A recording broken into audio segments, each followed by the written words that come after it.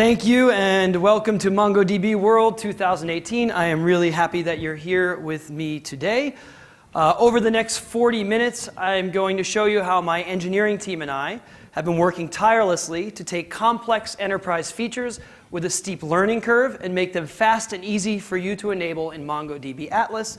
We essentially want to make flying an airplane as easy as riding a bicycle. My goal for this talk is to leave you with absolutely no excuses when it comes to moving your enterprise business to MongoDB Atlas.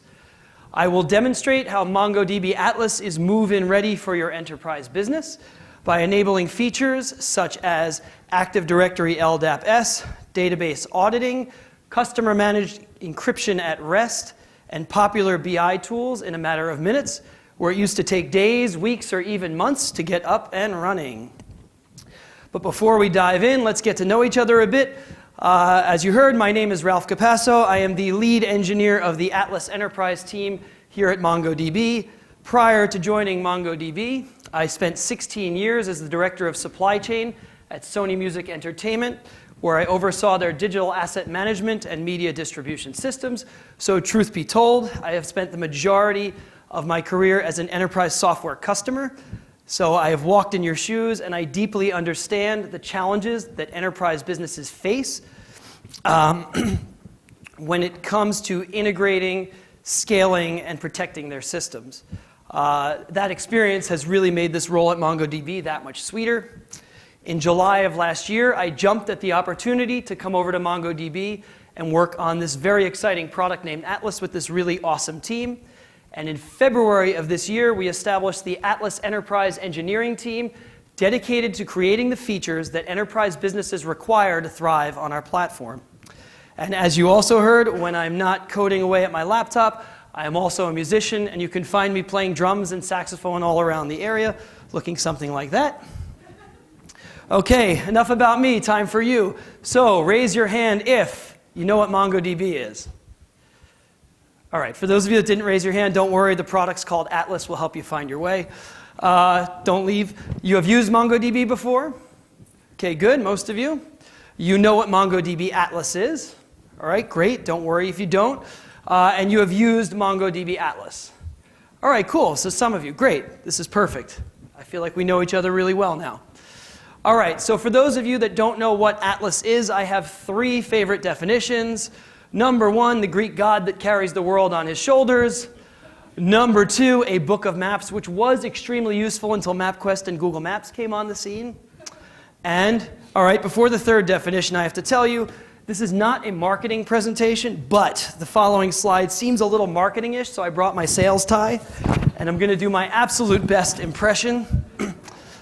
Don't hold it against me. Definition number three. The secure, scalable, available, free-tierable, pay-for-what-you-use elastic database service that provides automated operations, performance visibility, and continuous backups. It can be deployed in all of the major cloud providers, especially AWS, Azure, and the Google Cloud Platform all around the world. How did I do? All right? Thank you very much. I really appreciate your generosity, but I won't quit my day job anytime soon. Back to engineering. Okay, so why move to Atlas? Well, you get what I like to call the cloud perks, which are the benefits of moving any application to the cloud. And that is you get infrastructure abstraction, high scalability, variable cost model where you pay for only what you use, speed to market and speed of development operations, and cloud is now certified for the majority of business workflows. If you are unsure as to whether or not your workflow is suitable for the cloud, I suggest you check out our talk on enterprise cloud security given by Davi Ottenheimer of our product security team. Unfortunately, that talk is actually happening as we speak, so please don't get up and leave. You can view it immediately after the conference today by visiting explore.mongodb.com, but I do encourage you to check that out. Okay, so why else should we move to Atlas? Well, Atlas lets you spin up a MongoDB cluster in the cloud provider of your choice anywhere in the world in a matter of minutes. Atlas greatly simplifies all of the operations around running and managing your database. You can monitor just about anything in real time about the database as well as the instances on which it is running. You can even manage, explore, and update your data within our user interface. And in addition to that, we have a really cool feature where it is monitoring your performance at all times and suggests improvements for you. Finally, for those of you who like to manage everything database related within your own system, virtually all functionality for Atlas is also available via our API. And if you weren't paying attention to the not so subtle red text in the side, it is so easy. All right, take the popular video game manufacturer Square Enix. They were actually MongoDB Enterprise Advanced customers hosting their database in their own data center. They opted to not renew their MongoDB Enterprise subscription with us and seek alternate options for hosting MongoDB to lower costs and improve operational efficiency. And after some time searching around, they actually came back to MongoDB as Atlas customers because Atlas was the only hosted MongoDB solution that met all of their needs and allowed them to realize their goals. Okay, excuses. So we have this awesome product management team here at MongoDB that constantly listens to our existing and future customers' needs. And our specific Atlas product manager, Andrew Davidson, came to us with the list of the biggest reasons why enterprise customers can't currently move to MongoDB Atlas. And those are no support for Active Directory LDAP-S, unable to utilize database auditing, cannot take advantage of customer-managed encryption at rest, and can't connect to all those really cool BI tools that seem to only work with relational databases. Well, today I am excited to announce that we have added all of these features in the very short time since the Atlas Enterprise engineering team was established. And I will demonstrate all of those for you momentarily. We'll have them all up and running before the end of this talk. But what's even more exciting than this? Well, hey, we're just getting started, so a lot to come. All right, it wouldn't be a fun talk if I wasn't giving away prizes and it wasn't a little interactive. So can anybody guess what we're going to talk about first? Come on, somebody volunteer, please. That's close. What's that? Close. Anybody else? What's that? You got it. All right. Good, this game's going to work out. When planning this talk, you never know how it's going to go. Here you go, sir. What's your name? Mark, pleasure to meet you. Welcome. Thanks for sticking around for the talk. Hello, everybody. Nice to meet all of you as well. Hopefully I don't kick my microphone off when we do it. We are going to talk about the lightweight directory access protocol. We only like to speak securely. That's why it's there in parentheses. We affectionately call this feature the Bring Your Own Active Directory via LDAP-S, and who doesn't like Bring Your Own? So one thing I have to note is while this is a very informative acronym, it isn't really that much fun. And when we went to build this feature, the engineering team and I actually had so much fun building it, and then even more fun using it, that we have rebranded it to Let's Dance and Party, safely, of course. And I really hope that you feel exactly the same way when we're done. So let's quickly talk about why is Active Directory important to an enterprise business. Well, you get single sign-on across all applications, a central place to manage security, and it is very easy to employ uniform password controls across all of your applications.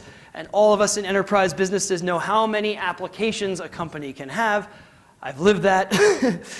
And let's kick it old school for a second now and talk about what the process is of setting up LDAP on MongoDB Standalone without using Atlas. So we read a lot of documentation, we manually configure each server, we're going to do some testing. There's a pretty good chance we might fail a little bit, but don't worry because we drink some coffee and keep the fire burning.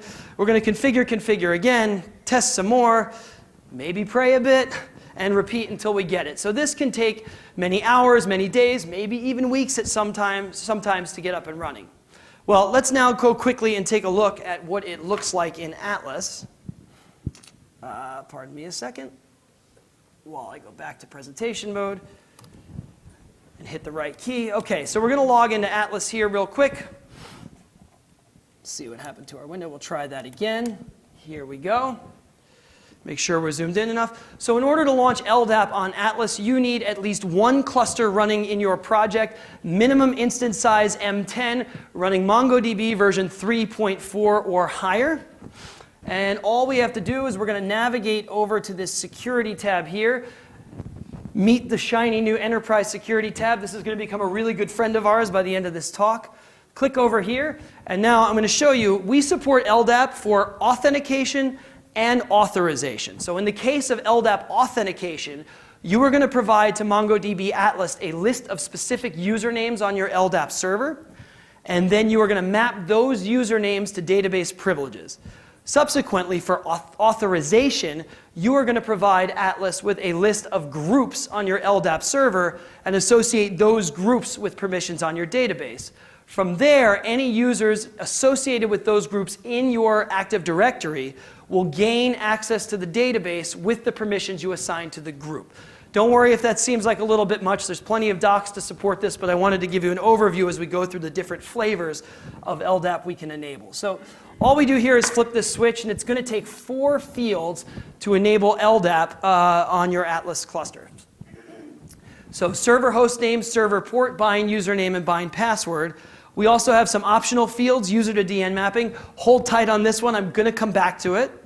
And as I mentioned earlier, we only support Ldap S. So if you are using a server, an Active Directory server with a self-signed certificate, as opposed to one from a common trusted certificate authority, you're going to paste your certificate here. In the case of my demo server, we don't need to do that. I am going to now type in my password and hope I get it right. You know how these demo things can go. And I'm going to click this button called Verify and Save. Now, you're going to see this wheel spinning here. This next process is going to take anywhere from 15 to 60 seconds to complete. So when we were building this, we wanted to make sure that we wanted you to avoid publishing a non-working configuration to your cluster. So we do so by verifying that we can connect to the server and authenticate with the server prior to committing the settings to your cluster. This way, once it's done, you can rest assured that you have a good working configuration out there. And the process of verifying has no interruption to service on your cluster itself. So you can see we've already completed, which is good because there's a little back to that praying icon I did that the network here would actually hold up. And you can see we've now enabled Ldap on our clusters. So let's go and add a user.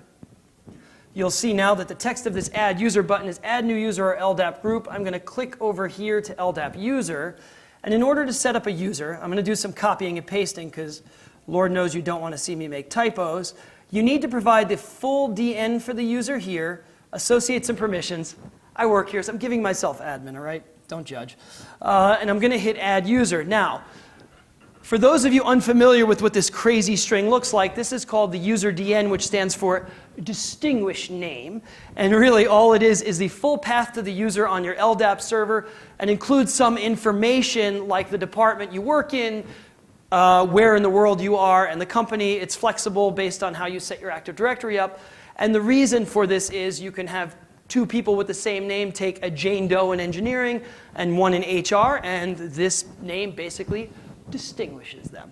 So it takes a few minutes for the user to propagate down to the cluster, but now let me show you an example of how we connect. So I'm going to click over to Overview, click the Connect button. The nice part about Atlas is we walk you through everything, so depending on your level, we'll help you no matter what. I'm using the shell version 3.6 or later. If you're using 3.4, no worries whatsoever. I'm going to click on Ldap, and you'll see this nice connection string that the system has generated for me. I'm just going to copy that. Notice these user DN brackets. Now we're going to toggle over to a terminal. And OK, I'm going to replace this user DN. If you remember, we copied my user DN from here. OK, I'm going to hit Enter. Another place where we hope I get the password right. Let's see. Here we are, voila, we have logged into our database. I think that's pretty cool. I hope you do. Just to prove thank you. That was what I was looking for, you know. Sometimes you want to generate a little support for this. Maybe it's too small, hold on. Feel free to clap for the enlargement of the text as well. I'll take it where I can get it. I've been a musician for a long time, so I've played to big crowds, but a lot of really small ones too. So let's RS status, check the status of the replica set. Voila, look at that. I'm going to use my test database. I've created this lovely people collection, and I'm going to just show you, just in case you're skeptical and don't believe me. that I'm going to add myself to the people database real quick. Look at that. I have full permissions. We've connected via Ldap. That was really fast. Only took us a few minutes to get up and running. Now, if you're like me, you might find user to DN mappings a bit cumbersome. And while I like to think of myself as very distinguished, we're friends now. I'd like you just to call me R Capasso and not that long, crazy, jumbled string. So, fear not. If we navigate back over to the Enterprise Security tab and you recall these Ldap settings, here's that funky field we call user to DN mapping. Well, MongoDB allows you to provide a regex expression to substitute in a full DN or an Ldap query to do the same. I'm not going to go through a long tutorial on how to create these, but I did create a nice, very simple one here that lets me be who I want to be. And I'm going to paste it in and enter my password. Pardon me while I focus on not screwing that up. And I'm going to click Verify and Save. We're going to let those settings save. And what this is going to do is allow me to specify users just by a short version of their name that when applied through that user to DN mapping is going to allow me to be a more abbreviated name. So for those of you who are looking for users to be a little more convenient and type a little bit less, when it comes in, you can easily use this. So we're going to block for a few seconds here while it goes. The good news is the system's really doing all the work, and I don't have to do anything. I've practiced a lot of things to make myself look busy while this is going on. So you might want to take up a hobby like juggling or duck bowling or something like that. But here you go. Now we've added. I'm going to navigate back to my MongoDB Users tab. You'll see my full DN user is now disabled because it's going to say, hey, you added me with a full DN, but user to DN mapping is now enabled. I'm not going to work anymore. So I'm going to go add a new Ldap user and group. But instead of pasting that long string, hey, I'm just R Capasso. I'm going to be an admin still.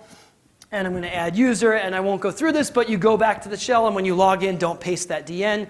You simply put in your username. OK, so one last thing on Ldap is authorization. So if we navigate back over again, there's going to be a lot of navigating to the Enterprise Security tab, so just get used to it. To enable authorization, we really do this and just flip the switch. We always require that you enter the password for security purposes. And I'm going to hit Verify and Save. Now, you might notice one additional field appear called Query Template. The majority of Active Directory servers do store group membership for a user in a standard way. However, if you have it different in your Ldap server, you can provide us with a custom Ldap query to look up user to group membership. So that is exactly why that field exists. Now, when we go back to our Users tab, which you'll see in a second as soon as this returns, we're going to add, instead of a user, we're going to actually add a group. So I'm going to go in, and I have a full DN for the group. Something really important to note here is that groups are always mapped via a full DN rather than the user to DN mapping. However, I should note that the user to DN mapping actually does apply. So when you go to enter in your username, it will still be the short username. The group just has to be associated by the full DN. You'll see my user accounts are now grayed out because we are no longer going to look directly at the mapped users. We're going to look at the user as a member of the group and give permissions that way. And you'll see you can log in over there. So that's it. That's Ldap. And under basically 15 minutes, we've now configured Ldap on a cluster for your enterprise business. I think we're rocking and rolling. Let's go back to the slides. It is time for another challenge. So don't be shy. What are we going to talk about next? Who said it first? Oh, no. All right. He's saying he said it first. I don't know if any of you can vouch for him, but I saw it first. So here you go. What's your name, sir? Bala, welcome and thank you very much. Thank you for jumping in on that one. This is good. Again, I was really nervous. I was like, are my pictures good or what here? OK, so database auditing. So let's really quickly talk about why database auditing is important to any business. I'm assuming you'll all know this is obvious, but hey, what the heck? I made a really cool slide around it, so I hope you like it. It's because data, as we know, is the new gold. And let's face it, bad stuff does happen. And when that bad stuff happens, we want to know the what, the who, the where, the when, the why, and the how it happened. Auditing data allows us to catch bad actors It also allows us to assess the severity of an issue should one unfortunately occur. And oftentimes, as it was for me in my former life, it allows you to prove that nothing came out of your system that is involved in an incident. And you might ask, well, what can we audit? Well, here you go. What can we audit? All things. So you can audit all actions in the database. How much or how little is completely up to you. So let's just dive right into this, and I'll show you how easy it is to audit.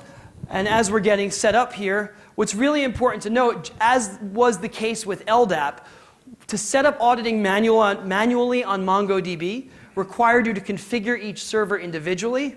Furthermore, in order to specify which users and actions you actually want to audit, you have to build out a really big, fancy MQL query and apply that query to all of the servers. So I hope you'll find that the Atlas interface is far more intuitive for that.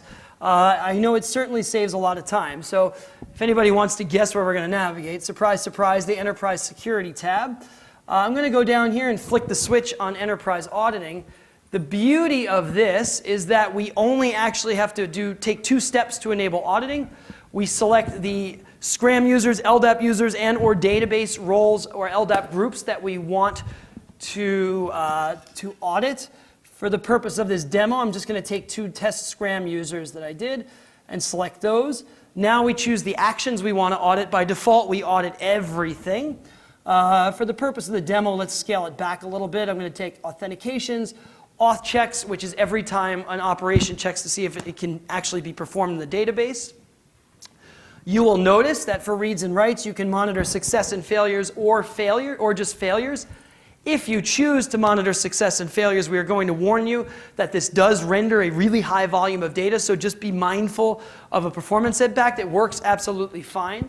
For the purposes of our demo, I'm going to do this. And I could save right here, but I also want to show you, for those of you that may have an existing setup and have built a very fancy, nice MQL query, or would like to customize it with things that can't be done in the filter builder, we have this very cool use custom JSON filter where you can simply paste in here. Even cooler part of this is if you start with the filter builder, it will render this template for you so you can just copy it and customize it. I'm going to show you something here. I am actually going to add in my admin user straight through the query. Don't mind my hunching over the desk. You see, I'll add this, and I'm going to add another user that we haven't created yet called admin light. And I could just save it here, and it will remember that I've used the filter builder, and when we edit, it'll always come back. However, if I go, all right, I'm done, I'm going to go back to the filter builder, we do take a shot at looking at the fields you've added to the query in custom and put them back in the filter builder. So in the case of the admin user, it did match with the user we had, so I added it right back in. In the case of admin light, it doesn't exist, so it gets lost in the shuffle here. So again, you can check or uncheck what you want. I'm going to hit save, and guess what? Database auditing is now enabled on your clusters, so that's all there is to it. But you may ask, where do we get the logs? Very, very simple. Click over to the overview. Go to this nice download logs option on the drop-down where you have select processes. You simply select MongoDB audit log, choose the server from which you wish to pull the logs, give it a date range, and hit download logs. The system will deliver a gzip file of the audit log. The audit log itself is a JSON file and can be easily ingested into your own log analysis tool or log management system. And for those of you using these log analysis and management tools, and if you want to auto-import these logs into your system, all of these operations are fully available via the public API. So, all right, I think we're doing pretty well. We've been in this for a little bit. We've got Ldap. We've got some auditing. I say we take a little stretch break. I feel pretty good. My friend James Brown thinks we feel pretty good. So let's get started with a little audio here. I feel good. Stretch, come on, stretch. These things could go forever. I feel good. Come on. I knew that I would not. Everybody unwind. If your managers are coming, make it look like you're typing and working. Because these enterprise features are not easy to do, and we don't want to make it look like your job is too easy. All right, cool. Thank you for doing that for me. It keeps me fresh too, you know. I might take a sip of water. I suggest you to do the same. All right, I promise there's only water in there. If I get punchy, don't think it's something special. All right, well, time for another quiz round. This actually was one of my favorite ones. I thought it was one of the easier ones. Oh my God, I don't have that many prizes. Somebody volunteer as the winner, please. All right, I saw, okay, oh, it's someone in the back. I'm sorry, I'm gonna do it to the back. So, all right, here you go. I've got a t-shirt. I'm coming down there. Put your bets down if I trip along the way. Here we go. Oh, thank you. I got one extra one for you at the end if we hang in there. Thank you, sir. What's your name? Krishna. Nice. Where are you from? New Jersey. All right. Welcome. That's where I'm born and raised. See, I should have played a Bruce Springsteen song. We'd be rocking right now. I did listen to that to, pump me up before we got here today. Okay, we're going to talk about encryption at rest next, now that we're all refreshed and we've been working really hard. So, why is encryption at rest cool and important? Well, we all know why encryption is important, but customer-managed encryption at rest, well, you control the key. It's your data. You should control access to the encryption and decryption of that data. So this particular function takes the data files for your database, which are from the wired Tiger storage engine, and encrypts them with the key that you provide us.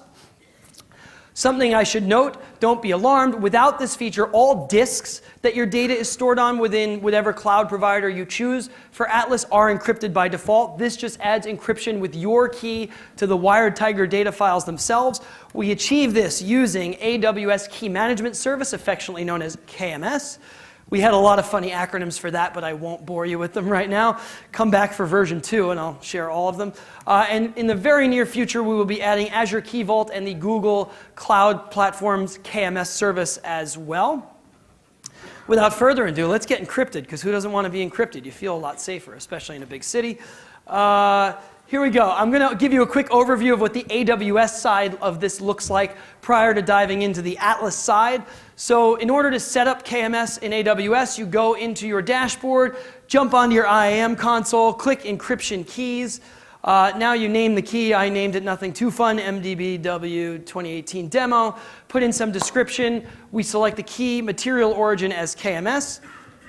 You're now going to assign key administrator permissions. This is important. These permissions are for users on your side of the world, in your company, and people who can administer the key other than you who is creating the key. You can allow administrators to delete the key. That's totally up to you. I'll talk about deletion a bit in a minute.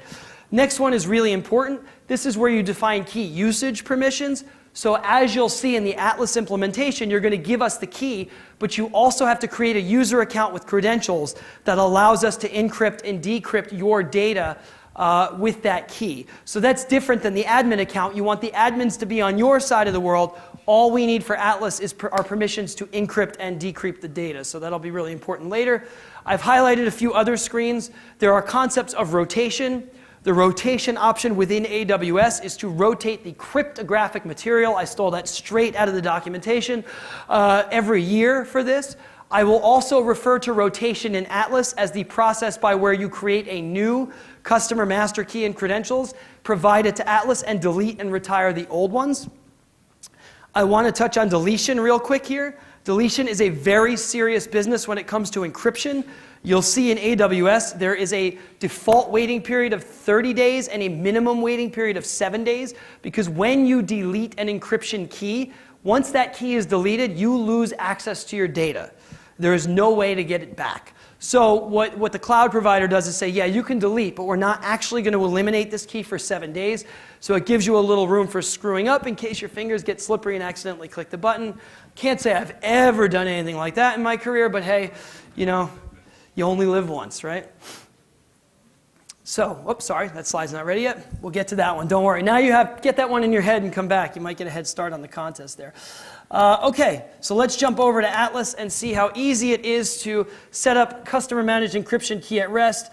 We're really close friends with the Enterprise Security tab, and you can find it with your eyes closed. No more need for that manual old Atlas you saw in the previous slide. All right, let's flick on the switch at encryption at rest. Now, there's only 4 fields, and I have to confess, one of them is actually a drop-down, so it's even easier than that. You're going to supply a key. I've got one to copy and paste. I really tried to memorize it for you guys, but hey, you know what? You get one of those numbers wrong, and this thing takes 20 minutes longer. Something really important to note about the region here. The region is just the region your key is hosted in. It has absolutely no bearing into which region or cloud provider in which your cluster resides. So don't worry about that. It really is just where you set up the key itself. You can encrypt clusters in any region. I'm going to grab my access key here, jump in and put in the secret. Shh, don't tell anybody. I promise this won't give you access to my bank account. But feel free to try, because if you memorize that in that short time, you deserve it. I'm going to hit the save button. And just like with Ldap, the nice part about Atlas is we're not going to save these KMS credentials unless they are actually valid. So we're going to go out there and test them, make sure we can access the key, do with it what we need. So you can rest comfortably knowing we have tested your credentials for you and you're good to go. Now, enabling encryption at rest on the project does not automatically encrypt your clusters, so nobody freak out. We haven't just gone and encrypted your data. There is one more step to it. I will get to that. Before that, I want to talk to you about the alert we automatically create and highlight the change of text here to rotate keys. So if you were to click the edit button here to rotate keys, this is where you would provide us again with a new key and/or credentials to access that key. And in doing so, it will re-encrypt all of the data on the clusters on which encryption is enabled. It is best practice to rotate at least every year, which is why we auto-create this really nice alert for you. You'll see here this encryption key alert was created. I think I actually customized this one already. Like I said, by default, it is 365 days. You can reduce that to 180 days or whatever you like. You can even add email addresses for other users right here by doing this. I'll add my personal email in here because Lord knows I want you to tell me 100 times if my key is expiring. It's very important. I should also note that we do this really nice thing of checking your credentials periodically every day. So if at any point in time we can no longer access your encryption key, we're going to send you an email and warn you that, hey, please address this quickly because we don't want you to lose access to your data. All right, now for that last step, I'm going to navigate back over to the cluster overview. Simply find the cluster you want to enable encryption on. In this case, we only have my affectionately named I Love MongoDB cluster in here. Feel free to steal the name when you're building your own clusters. We'd love to have you. I'm going to click over to additional settings. And all I have to do to enable encryption at rest is simply flick the switch. I do want to highlight something, though, because backup is obviously very important. Encryption at rest only works with our snapshot backup system, which is currently only available in AWS and Azure. It is coming soon for GCP, but you must use a snapshot backup. You can't use continuous backups with encryption at rest, and we obviously won't let you even select it. What's very interesting about backups is because we're taking snapshots of your data, access to that data is dependent upon the key that was in use at the time of encrypting that data and the backup was taken. It's dependent on that key at that time to be able to access the data. So keep that in mind when you're building out your key retirement and retention policies. Fully in your control and not something to worry about, but definitely something to plan when you're building out your strategy. So, okay, I'm going to apply the changes here, and that's it. We're going to go out and encrypt your cluster. You have nothing else to do with it. Just sit back, relax, and enjoy it. You can unencrypt a cluster by unchecking it. We don't recommend it. Remember, encryption is very serious business, so handle with care. We do everything we can to protect you and your data and warn you where there might be dangerous scenarios, but just keep all of that in mind as you build out your encryption strategy. So I am feeling really good about my I Love MongoDB cluster. We've got it pretty locked down with Ldap, auditing, and now fully encrypted. We are getting there to our last demo, so let's give away our last prize. Who wants to tell me what this one is? All right, I know you're really good. You got it. You got them all right. Who else answered that correctly? I've got one more in here. Come on, somebody volunteer to win. No, he got it. BI connector. What's your name, sir? Steve. Steve, welcome. Where are you from? Florida. All right. Yeah, I wanted to be with you in February through April around here. It was terrible up here. Who else answered that correctly? All right. Well, okay. Let's just get into it. All right, the BI connector. This will be our last topic. So we all know that in the industry there are some really amazing BI tools for analyzing and visualizing data. And let's face it, you're all here. We know that the best database for storing large amounts of data and accessing it really, really quickly is MongoDB.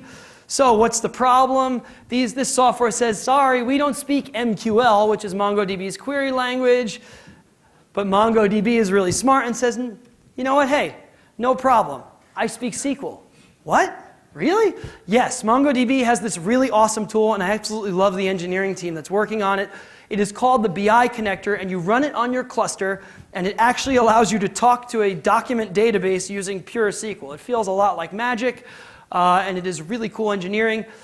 So in order to install that, again, just like with the other features, to manually do it, you have to find a server, you got to put it on there, you got to configure it, connect it, build a schema, do all these things.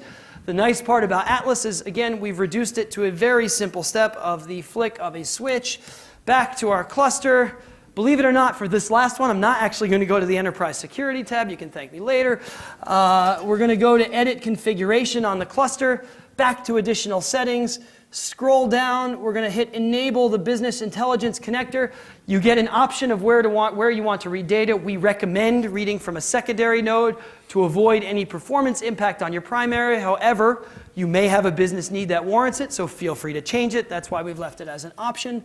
And I'm going to apply changes, and that's it. The BI connector will now get deployed automatically on your cluster, and it will automatically monitor your schema and revise it so you have access to your data. This process takes 7 to 10 minutes.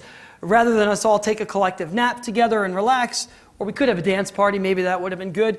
I've actually set up the BI connector on another cluster that has a database built. I put a little fun crime data database on there. I'm going to show you what the documents look like in MongoDB. So let's look at this JSON structure. Can everybody see that all right? We get even bigger. You're going to see we've got some fields like ID, date, type of crime, location. Then we've got this interesting location subtype, subdocument, which has a type, and then a nested collection of coordinates, right? So you can see this is very clearly a document. And the nice part about this, and what I'm going to show you, is how easily it is to query this using SQL. So if you need to connect with your BI connector, just like we did when we were connecting via the shell, you've got all this handy-dandy connection information here. The beauty of the BI connector is once you turn it on, we create a host name. That is your host name for life. No name changes. And even if you turn the BI connector on and off, that host name will remain. We provide connection instructions for most of the popular technologies out there, popular software BI packages. I am going to navigate over to my Squirrel SQL client. Just get that to appear here. I'm having a little trouble getting it to, let's go, come on. Sorry guys, let me terminate real quick. We'll bring it back up. Please pardon the delay while we experience technical difficulties. We will be right back momentarily. So let's see where that squirrel is hiding. We've been pretty good so far, huh? I think this is it over here. There you are. All right, who did that in the back? There's some engineer. All right, here we go. So I've pre-populated the connection details. We did all right, though. Getting to the last one without a tech difficulty, I'm feeling pretty good about it. All right, so I'm going to double-click. I've already pre-populated the connection information here. I'm going to load up some SQL statements. Hopefully my font size stays true. Yes, that looks pretty legible to me. All right, you remember our collection is called incidents. So now I'm just going to run select star from incidents with a limit of 5. And you'll see a very nice, beautiful relational database. I come from the relational world, so this makes me feel right back like in my old days in my youth. And you remember there were those locations in there as a nested document. Well, voila, how cool is that? We now have a separate table that breaks them out. For those of you that missed relational databases so much, here you go. And of course, it wouldn't be the relational world if we couldn't do some fun joining. So let's join those two tables together and get some denormalized data, and there you go. So now you are free to connect all of your favorite data analytics and business intelligence tools. Enjoy it. And that is the first wave of Atlas Enterprise features. So again, just to recap, we've been under 40 minutes here. We've got Ldap, auditing, encryption. Now we're talking BI, so we're feeling pretty good about our enterprise business. Hopefully you're now freed up to go work on the business features you need for your application and not worry. Leave the heavy lifting on this stuff to us. We also have a lot coming in the future, so please stand by and stay in tune with us for custom roles, temporary users, temporary whitelist support, X509 passwordless authentication, Azure Key Vault, Google KMS, and Advanced PI connector configurations, to name a few. Thank you so much for coming here and spending your morning with me. I really appreciate it. Enjoyed the show. I will be in the MongoDB booth from 12:30 to 5:30 today, so please come by, say hello, let me know what you do. I'd like to get to know you, and look forward to working with all of you.